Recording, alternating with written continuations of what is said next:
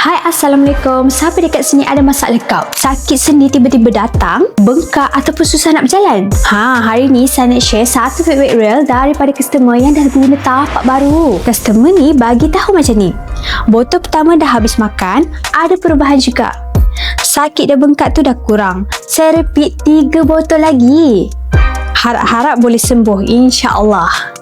Korang tengok tu. Alhamdulillah, botol pertama pun dah nampak perubahan. Korang tahu tak, masalah gout ni bukan perkara yang kecil. Bila asid uric kita tinggi, sendi kita jadi bengkak, rasa panas dan mencucuk. Nak jalan pun jadi tak selesa. Kadang-kadang sampai ganggu kerja harian kita. Kalau tak kawal awal, serangan boleh jadi makin kerap. Cuba dulu ikhtiar dengan tapak baru ni. Herba semula jadi yang diformulasikan untuk bantu kawal asid uric, kurangkan radang sendi, bantu redakan sakit dan bengkak, dan sokong kesihatan sendi secara semula jadi. Sebab itulah ramai customer yang repeat sampai 3 botol. Lagi-lagi bila dah dapat perubahan yang positif. Yang paling penting kena konsisten, insya-Allah akan nampak kesan dia. Kalau korang ada masalah gout ni, jangan tunggu lama-lama, cepat dapatkan tapak baru sekarang.